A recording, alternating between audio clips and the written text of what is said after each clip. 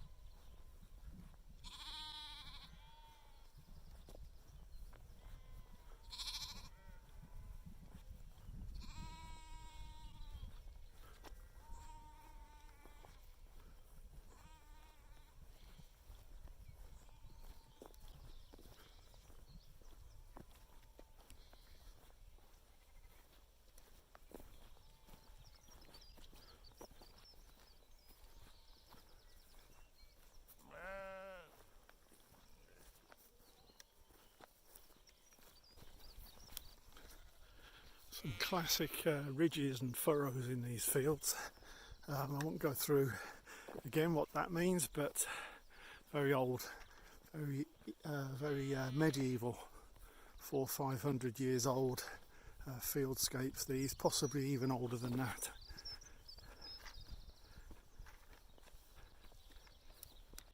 Right, we're just coming into the area where, well, it's still known as Martinsthorpe. But there's nothing here really apart from the building over my shoulder, which we'll look at in a moment. Martinsthorpe is another of these medieval villages that was on the maps around about the late 1100s onwards, but by 1600 had gone. Another one of these small sort of farming communities that vanished really when the land usage switched from sort of small holding arable use to much bigger swathes of land for cattle, sheep, as it still is today. And these villages lost really their reason for being, and so they became deserted. So yeah, Martinsthorpe is no more, still exists on the map. It's still a parish officially. I read somewhere it was one of 6 parishes, I think it was, in the UK that has a population of 0. So yeah, the village disappeared in the late 1500s. I think around 1600 and something there was a building, a manor house that was built here by some chap. I'll put a photograph up in the corner down there of Martinsthorpe Hall or house, but it only lasted for about 80-90 years, then that was demolished, and the only things that were left from that house were a chapel, which is now gone, but it carried on for a good 100 years or more after the house vanished. Again, another quick picture. It's not a photograph, it's a painting that was done that I think dates to 1790 that shows the chapel. The chapel was inside the house originally, but when the house was demolished they put a roof on the chapel bit and made it a standalone chapel, and it carried on for some period of time afterwards. Now the building over my shoulder was the stable block for the 1600s or the 17th century house that was built here. So when the house went, the stable blocks stayed upright. It's grade 2 listed. It used to be derelict, but it's now a holiday let, so it's been done up. We'll have a closer look when we get there. I don't think there'll be anybody there at this time of crisis, but that's known as Martingthorpe House, or Farmhouse, sorry, Martingthorpe Farmhouse, even though it's not a farmhouse. So let's go and have a look. You can probably pick up on the camera very, very undulating ground around here, and that's because underneath the surface you've still got the footings of the buildings and the barns and the sort of small agricultural community that Martingthorpe was. So it's still all here, albeit it's under the surface.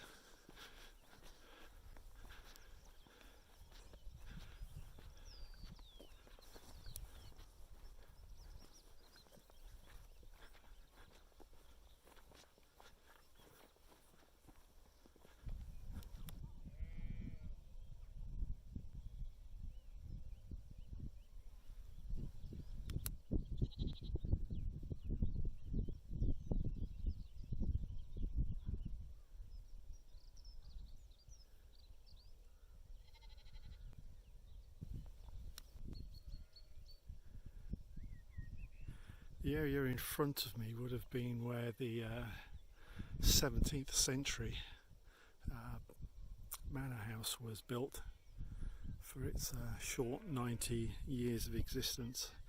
I know that because it's surrounded by a moat, which is this hollowed out area coming up here, and which runs behind me. So yeah, this area would have been pretty much where the house was, and the guy who built the house was actually the owner of Ketton Quarry, which is not far from here, so no doubt it was built with stone from his own quarry. But why he only hung around for 90 years I don't really know. As I say, it was demolished, and there was a chapel somewhere on this site, but that went I think about 100-150 years ago.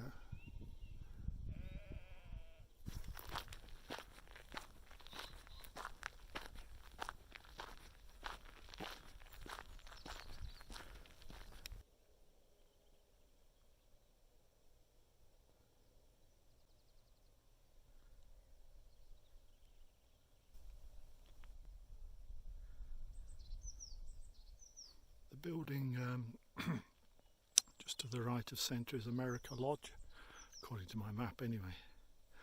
And America Lodge is a 19th century farmhouse. I think it's listed, I can't remember now, but it's a 19th century farmhouse. Like so many other premises around here, has been turned over to being a holiday let, and again probably an empty holiday let at the moment. But yeah, they've certainly got a cracking view across the Chater Valley.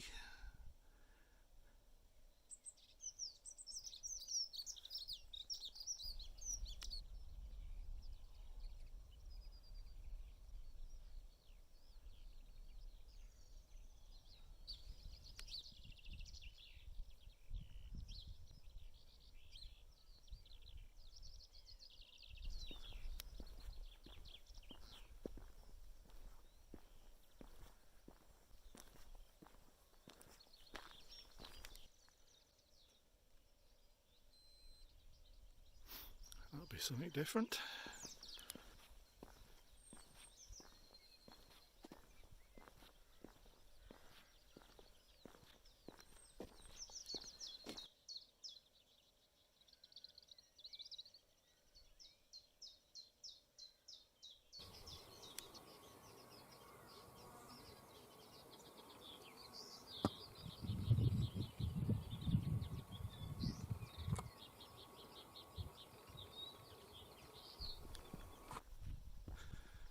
Just walking along, and I'm pretty sure I can see an old wartime pillbox in a hedgerow to my right, but I'm not sure how I can reach it. Might have a crack. Can't resist a pillbox.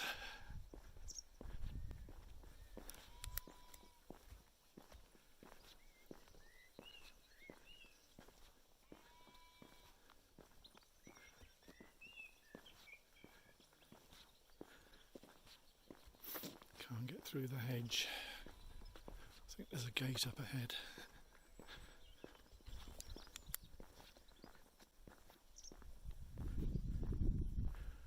That'll do.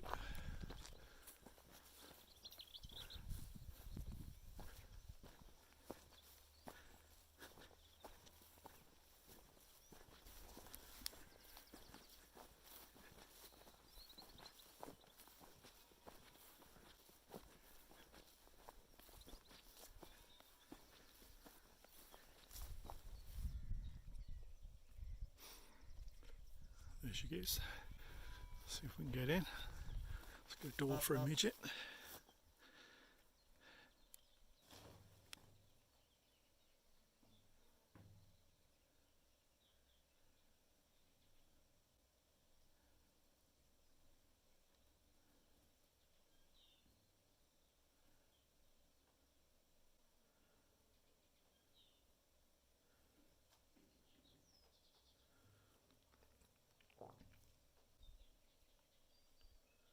Very nice and in very good condition.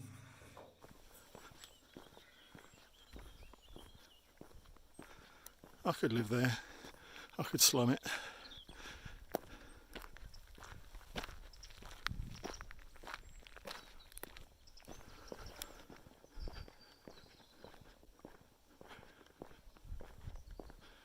Very nice.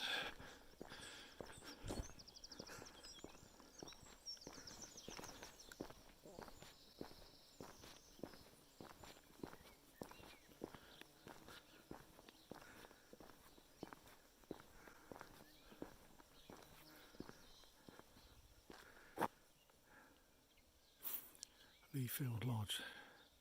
That's where I want to go. No through road. That'll do.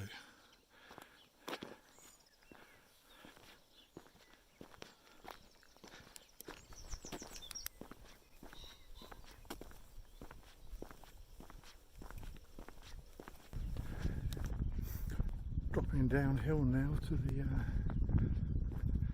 down the valley of the River Chater, which is a tributary of the Welland, which I've never seen before. I'm pretty certain. New one on me. It's a nice downhill section we've been travelling on for a while now, which is great, but as all walkers know, whatever goes down has to go back up again, so I need to build my reserves up for climbing out of this valley, because it's quite steep and it's about a 500-foot climb up to the village of Ridlington. So yeah, got to get ready for that one.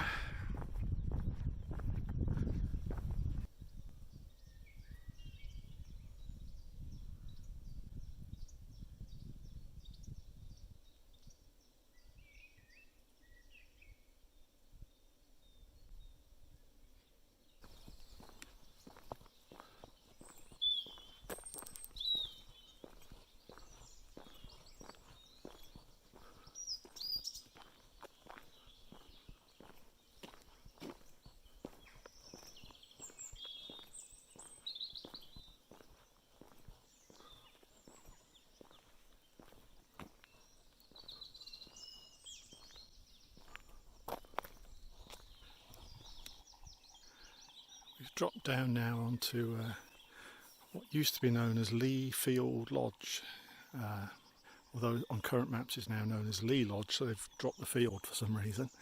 Yeah, it's about 200 years old, 300 years old, grade 2 listed. Used to belong to the landowner around here, and he had his own fish ponds, of which this is one. Medieval fish pond. Grew his own carp. Carp was a delicacy back then. Probably not stocked in Tesco in the 1700s, so if you wanted carp you grew your own. And I think there's supposed to be a few of them dotted around here. I'm pretty sure this will be one of them.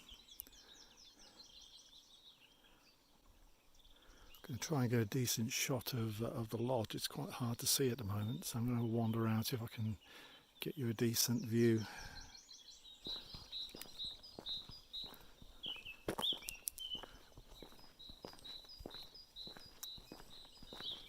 Well, like many of these posh homes that are well protected, and why not? You can't see over the extremely tall hedges, but I'm going to shove the camera up high so you might see what's over there. You might even see Lee Field Lodge. I'll have a go, see what we can see.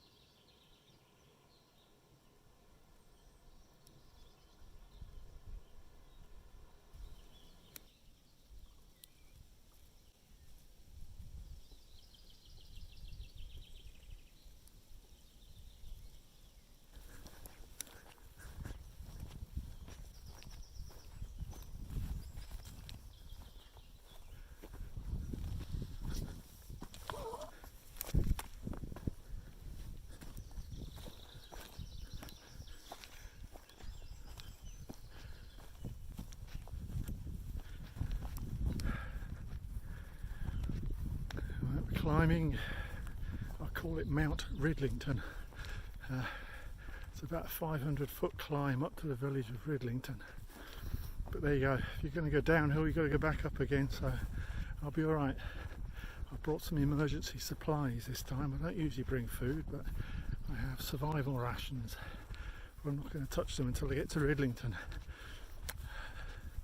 Then I'm going to get them out. Might even give you one. A long way to go.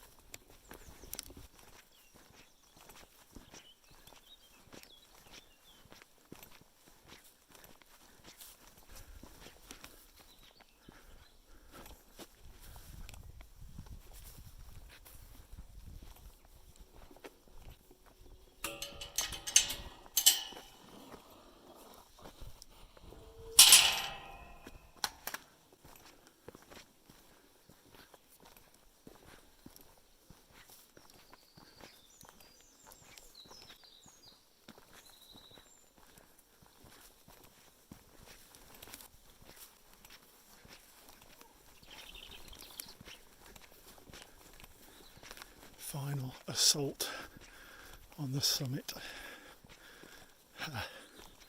Might need the oxygen in a minute. Altitude sickness kicking in.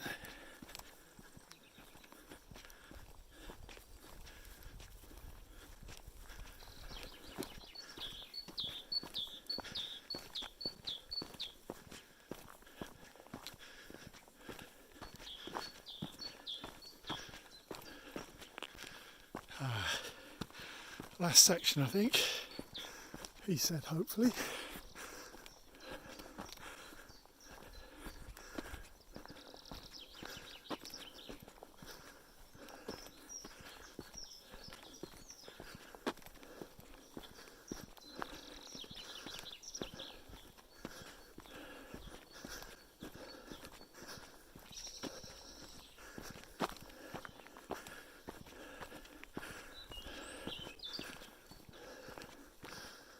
Still going up.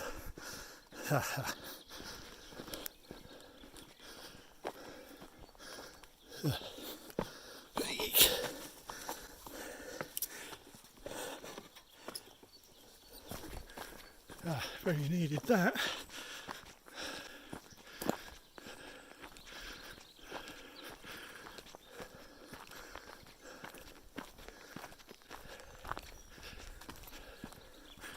Nearly there.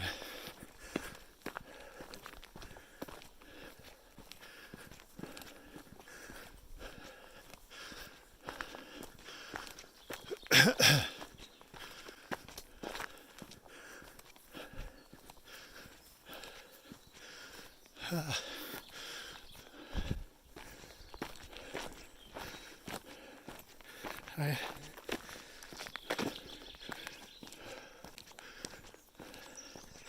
made it.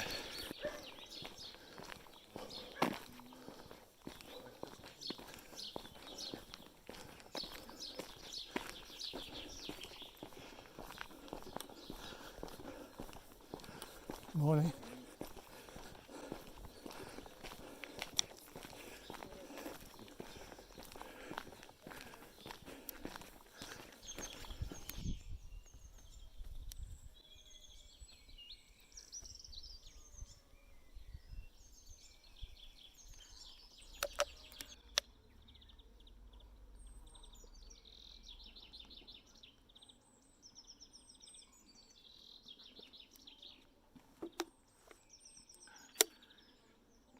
That was a hell of a climb. According to my phone thingy app, we're at 650 feet above sea level. This is pretty good around these parts. Time for survival rations. Being a serious walker, you got to bring survival rations with you wherever there's a climb, so yeah.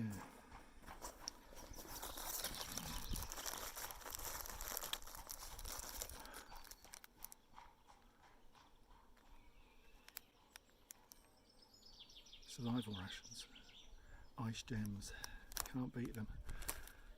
Seriously, ice gems. I deserve that.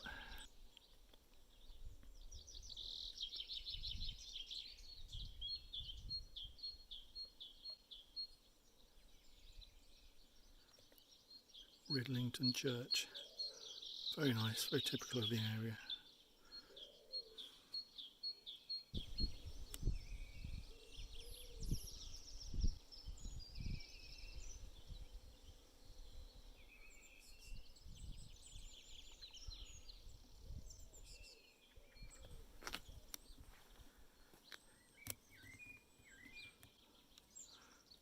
Lovely cottage dated 1776. Very nice.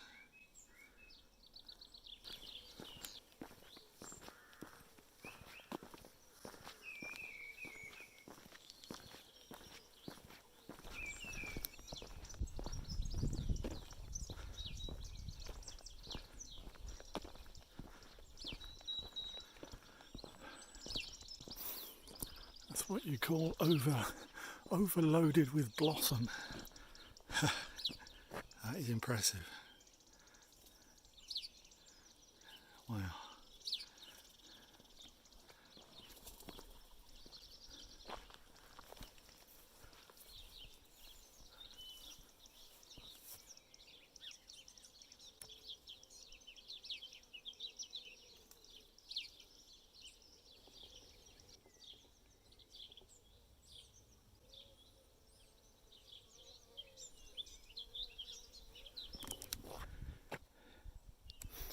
Nothing more demoralising than walking for 20 minutes past the signpost that says Preston 1 and finding another one, and it's still 1.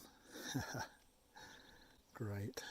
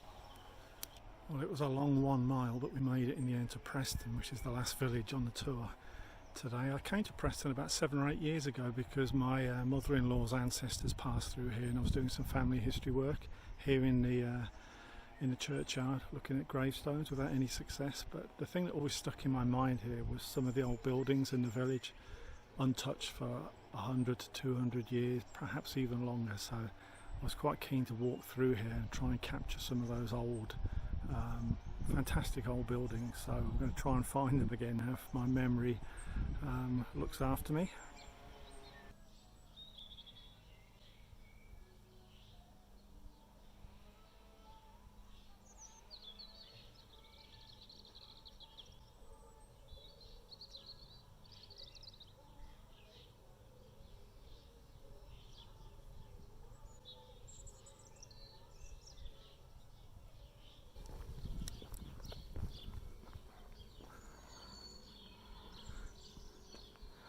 Take a look at this old picture. I can assure you this hasn't changed hardly a bit.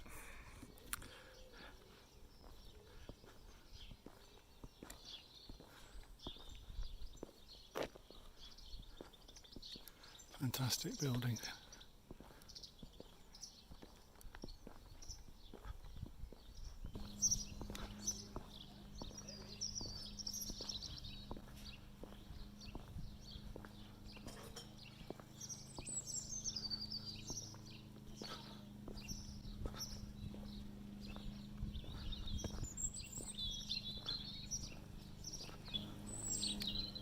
Thought it was snowing for a second.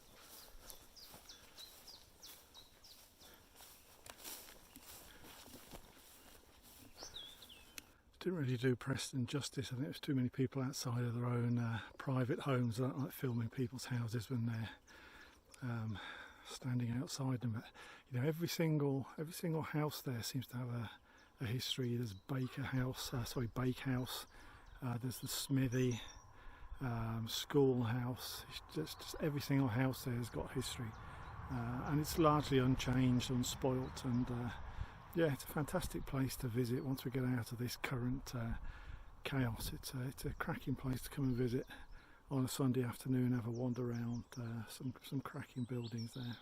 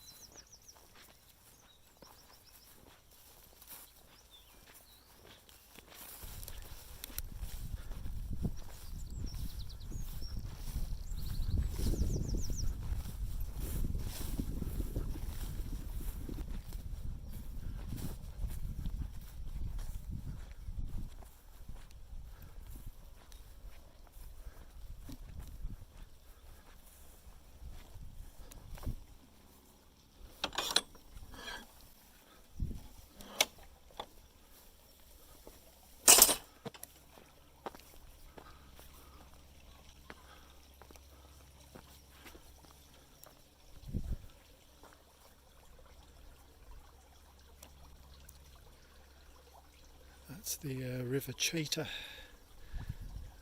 that we saw a while back now.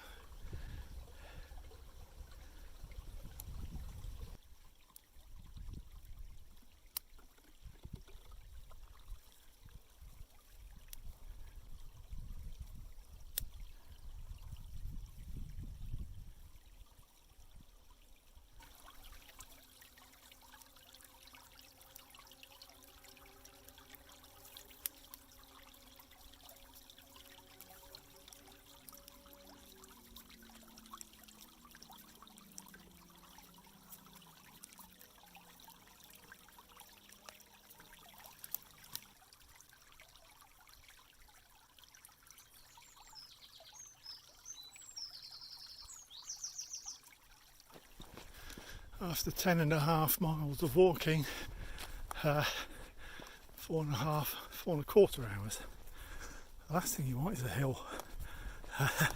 We got a hill, but it's the last one. We're nearly there.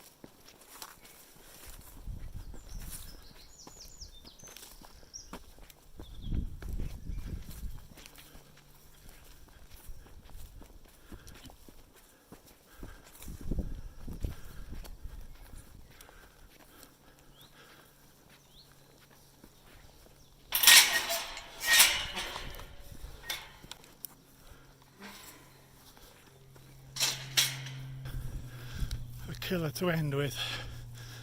Gonna feel this one.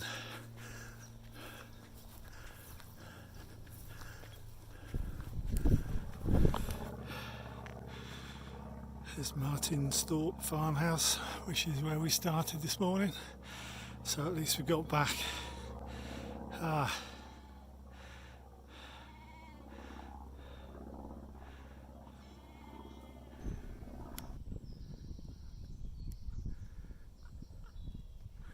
Rutland water in the far distance.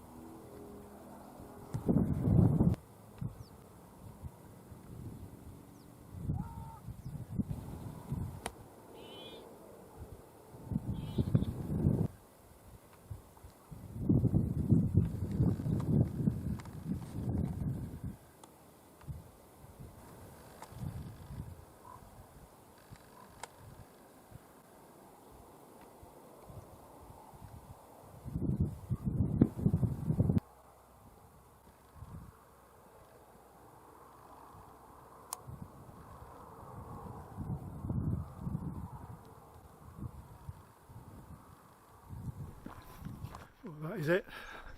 4.5 hours, about 11 miles roughly. Very warm, fantastic morning again. Yeah, this weather's not right. It's summer in spring, but I think it ends in the next couple of days, so we're going to go back to spring weather, which will be a shock to the system. But a cracking day and a lovely walk. Very hard work. I am going to feel this one. Probably didn't look as good on video as it did to walk it, but yeah, it's a cracking walk. Pleased I did it. Hope you enjoyed it. Might get out later in the week.